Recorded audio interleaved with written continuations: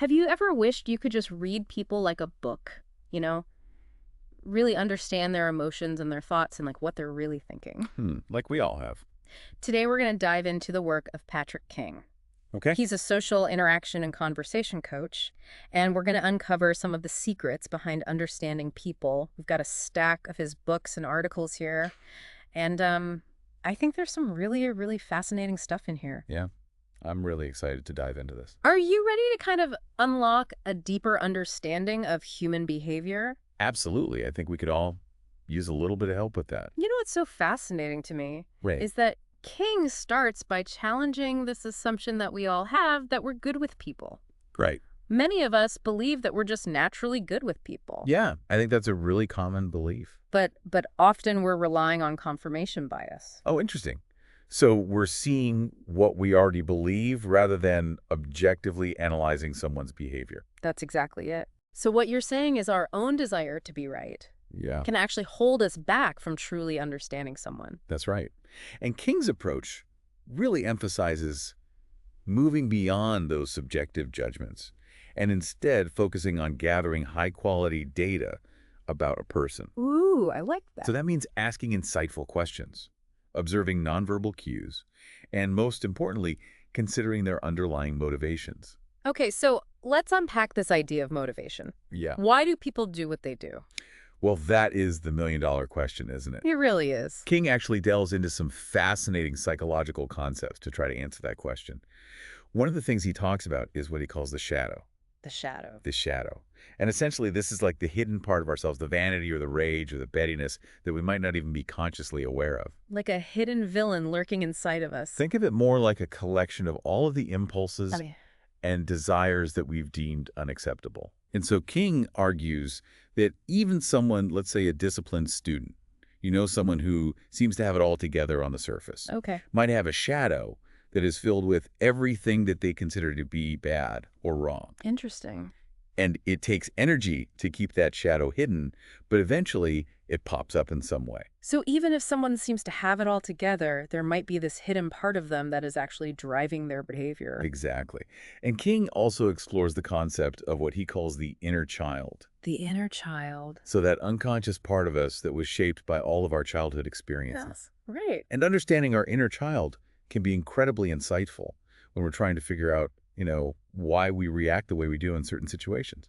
Can you give me an example of like how the inner child might show up in everyday life? Sure.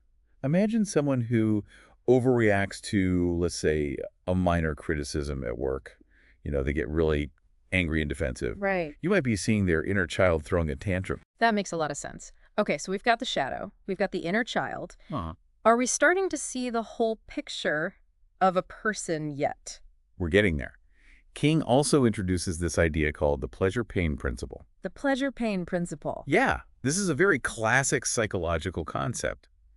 And it suggests that people are driven to seek pleasure and avoid pain, which of course shapes a lot of their choices and their actions. Yeah, that seems pretty intuitive, right? I mean, we naturally gravitate towards things that feel good and avoid things that feel bad. Right. But here's where it gets interesting. Okay. King points out that our perceptions of what will bring pleasure or pain are often the real driving force, Okay. even more so than the actual experience. So it's not always about what will happen, but what we believe will happen. Exactly. Yeah. And that explains why, for instance, someone might avoid eating a certain food based purely on a preconceived notion of what it's going to taste like, rather than any actual experience with it. I'm guilty of that, for sure. Okay, so how do we reconcile this pleasure-pain principle with the fact that people sometimes act in ways that seem counterintuitive or even self-destructive? Right. Well, that's where Maslow's hierarchy of needs comes in. Okay. King uses this well-known framework to explain how our different needs can drive our actions. Yes, Maslow's hierarchy, that pyramid with all the different levels, right? That's the one. It starts with our basic physiological needs, like food and water. Then it moves up to safety, love and belonging, self-esteem, and finally self-actualization at the very top. And people are motivated by different needs depending on where they are in that hierarchy. Right, so someone who is focused on basic survival needs is going to act very differently from someone who is striving for personal growth and fulfillment. Exactly. They're on completely different levels of that pyramid. Right. And this is why it's so crucial to consider someone's position on Maslow's hierarchy if you really want to understand their actions. Let's say you have a counselor who's working at a women's shelter. She might use this framework to tailor her approach to each woman's very specific needs. Right. So we're looking at motivations, needs, this shadow, the inner child, Right. this pleasure pain principle. Are we starting to get a clearer picture of how to read people? Well, we're making progress, but there's another layer that we need to consider, and that's defense mechanisms. Right. Defense mechanisms. Those are the unconscious strategies that we use to kind of protect ourselves from these uncomfortable feelings, right? Exactly. When we're faced with a truth that we don't want to face about ourselves, our ego kicks in to kind of maintain a sense of self-worth. And these defense mechanisms, they actually distort reality so that we can avoid pain or responsibility. So what are some of the common defense mechanisms that we might encounter? Well, denial is a big one. Refusing to acknowledge a negative fact, even when the evidence is staring you right in the face. Okay. Then there's rationalization, which is basically just making excuses to justify our bad behavior. And of course, we have displacement, redirecting negative emotions onto a less threatening target.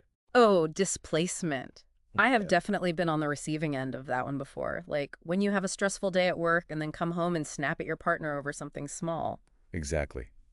And then there's projection, attributing our own unacceptable feelings or traits to others. Mm. It's like pointing the finger outward instead of looking inward at ourselves. So we're learning to peel back the layers here, to look beyond that surface behavior and really consider the underlying psychology that's at play.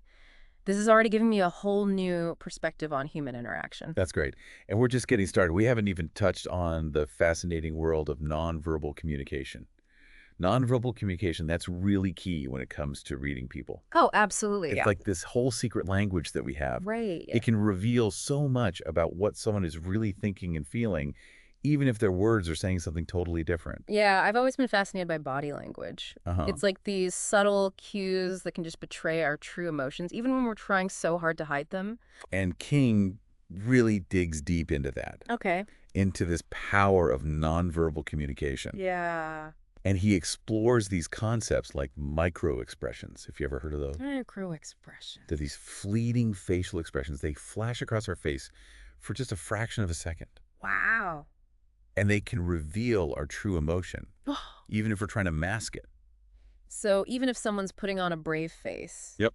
their true feelings might actually leak out through these micro expressions. It's possible, yeah. Wow, that's so cool. And it's not just facial expressions, though. Oh, okay. King also talks about these pacifying behaviors. Pacifying behaviors. So these are like unconscious gestures that we do Right. to soothe ourselves Uh-huh. when we're feeling anxious or uncomfortable. Interesting. So like touching our face or our neck or playing with our hair or adjusting our clothing. It's like our body's way of saying, hey, Yeah. I'm feeling a little bit anxious here. Exactly. And he emphasizes that it's really important to look for clusters of behavior rather than just focusing on like one isolated gesture. So it's about like the whole package. Yeah, exactly. Right. You want to pay attention to the whole thing.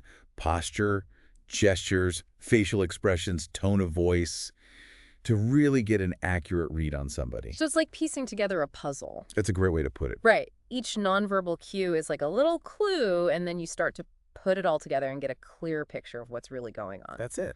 I love that. This is so fascinating. It's like we have a secret decoder ring for human behavior. I know. It's kind of cool. Right. So what other tools does King give us for like cracking this code? Well, he also dives into the world of personality science and typology. Personality types. Yeah. Have you ever heard of the Big Five Yeah, I have. or the MBTI? The MBTI, I have heard of that one. Okay, so he explores frameworks like those, Oh, interesting. which offer a more structured way of understanding people's typical patterns of behavior and their motivations. So are you saying if we know someone's personality type, we can predict how they're going to act in certain situations? Well, it's not so much about predicting with absolute certainty, Right. but it's more about having this framework for understanding their tendencies and preferences. Gotcha. So for instance, someone who scores high in extroversion on the Big Five, they might be more outgoing and energetic in social situations, right? Yeah. While someone high in introversion might prefer smaller groups or more solitary All activity. right, right, okay. So it's more like having this roadmap of their personality Uh-huh. that can help us navigate our interactions with them a little bit better. Okay, so can we put people in boxes based on their personality types? Well, not really. And Mm-hmm. King definitely cautions against over-relying on these systems. Okay. Every person is unique and complex, Right. and these frameworks are just that, frameworks. They provide like a helpful structure, Yeah. but they don't tell the whole story. Yeah. That makes sense. We don't want to make assumptions about someone based solely on their personality type. Definitely not. Okay, but this kind of raises a question for me. What about when someone is intentionally trying to deceive us? Yeah, Like, can we actually use these techniques to spot a liar? that's a great question. Hmm. And a lot of people want to know that. Yeah. So King actually tackles this head on. Oh, good. And he points out that most people are not as good at detecting lies as they think they are. Really? I feel like I have a pretty good sense of when someone's being dishonest. Well, our biases can get in the way. Yeah. You know, Yeah. we kind of want to believe that people are generally honest. Right. So we might overlook certain things, or we might rationalize away some of those red flags. Uh-huh. And plus, a lot of those cues that we associate with lying, like fidgeting or avoiding eye contact, they're not always reliable indicators. So all those telltale signs we see in the movies, Right. not always accurate in real life. Not necessarily, no. Effective lie detection really requires a more nuanced approach. Okay, so what does that look like? Well, King suggests things like asking open-ended questions Okay. to encourage the person to talk more, Uh-huh. and then that way, they might reveal inconsistencies in their story. So we're trying to kind of catch them in a contradiction. Yeah, exactly. Okay. He also recommends using the element of surprise. Okay. Catch the liar off guard with an unexpected question. Gotcha. For example, if they're telling you this detailed story about something that happened, Right. you could just slip in this seemingly casual question Yeah. about something totally unrelated. Uh-huh. Like, what was the weather like that day? Okay. And if they hesitate or struggle to answer, Right. it could be a sign that they're making things up. It's like we're looking for those cracks in their facade. Yeah, Right. Those inconsistencies that might betray a fabricated story. that's exactly it. Okay, so pay attention to the details. Yes, very important. Look for those verbal and nonverbal cues. Absolutely. That might be signaling deception. Uh-huh. Okay, but what if we only have a very limited amount of information about someone? Can we still make like an accurate judgment about their character? Well, that's where thin slicing comes in. Thin slicing. You ever heard of that? I feel like I have, but I don't know what it means. Okay, so thin slicing is the ability to make accurate judgments about people based on very small amounts of information, Wow. often within, like, the first few minutes of meeting them. That sounds almost like a superpower. It's pretty amazing, actually. You're saying we can get a good read on someone Yeah. from just a brief interaction. And research has shown that those unconscious snap judgments that we make can be surprisingly accurate. Really? So our gut feelings about people Yeah, might actually be onto something? they can be, yeah. Interesting. But the key to effective thin slicing is to combine those initial intuitions with deliberate observation and analysis after the fact. So don't just go with your gut feeling. But pay attention to what you're seeing and hearing and really kind of see if the evidence supports that initial assessment. Exactly. So it's like we're balancing intuition with critical thinking. Uh-huh. We notice that first impression, Yeah. but then we dig deeper.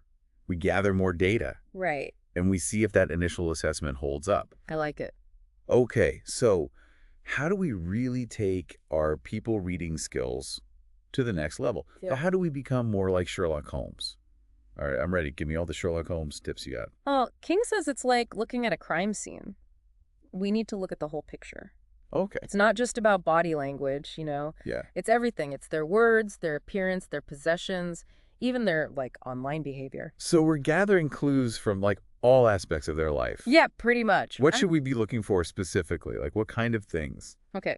King says, pay attention to word choice. Word choice, okay. How do they speak, Uh-huh. Do they use a lot of slang? Okay. Or jargon. Mm. Are they generally positive, Hmm. negative? Mm. Do they talk about themselves more or others? All these things can tell us about their personality and their values. Right. It's not just what they're saying, it's how they're saying it. Exactly. The words they choose can be really revealing. Oh, totally. What about their appearance? Yeah, so how do they dress? Do Right. they put a lot of effort into it? Are they more casual? Like, what's their style telling us about them? I never thought about clothing as like a form of communication before. It is, though. But it makes sense. We use clothing to express ourselves. Right. We're projecting an image to the world. Absolutely. And this goes for their home and possessions, too. Oh, interesting. Like, Okay. think about it. Our homes are like extensions of ourselves. Right. Like, we decorate the things we surround ourselves with. All of it says something about us. That's so true. So if someone's home is like minimalist and really tidy, Yeah. that might tell us they like things organized and simple. But if someone has a really like colorful, eclectic home, Exactly. that might mean they're creative. Absolutely. And then don't forget about their online presence either. Oh, that's true. That's a whole other world. It is. Like, what are they posting? What groups are they in? Right. It can tell you so much about their interests. Wow. So we're piecing together this like mosaic of their life. Yes. Getting all these little clues Exactly. to get a better picture of who they really are. King also talks about asking insightful questions, Oh, yes. like going beyond just surface level stuff. We talked about that before. Yeah, exactly. Questions that can reveal, like, their values, fears, priorities. Like, what was it? What prize would you work hardest to avoid? Yeah. Or Yeah. if you were designing a video game character, like what traits would you give them? Yeah, those are great. There's also where do you like to spend money and where do you skim?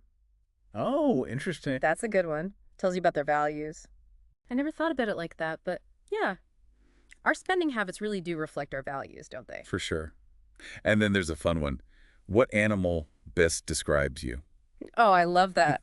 It seems lighthearted, but it makes you think. It really does. It gets Yeah. you thinking about, like, how you see yourself. Yeah. So these insightful questions, Uh-huh. they're kind of like keys, right? It's like that. That unlock this deeper understanding of ourselves and others. Yeah. It's been a really interesting deep dive, hasn't it? Oh, this was incredible. Like, I feel like I have a whole new toolkit now for navigating, the social world. And remember, it's not about judging or manipulating people. Right. It's about being curious Right. and trying to understand people. And having empathy. Yeah. So we need to be really mindful observers. Absolutely. Pay attention to all the cues. Yep. Gather clues from all aspects of their life. Wow. Ask insightful questions. Exactly. To figure out what makes them tick. And as we practice these things, they'll become more and more natural. You'll start to notice things. And it'll be easier to understand people. And the world of human behavior. This has been such a great journey. I feel like I'm seeing the world through, like, a new lens. I'm glad. It's amazing what we can learn if we pay attention. It is. And it's something we can all learn to do. King says it best. We're always interacting with people, so we have to make the best guesses we can. Right. And knowing more about human behavior just helps us do that better. It's so true. All right, well, I want to challenge everyone listening to be more mindful observers. Yeah. Go out there and ask those questions. Try to figure out what motivates the people around you. And who knows, you might learn something about yourself too. I think that's a great place to wrap things up. The more we understand each other, the better our relationships can be. That's what it's all about, right? It is. Thanks for listening to this deep dive. I hope you found it as fascinating as I did.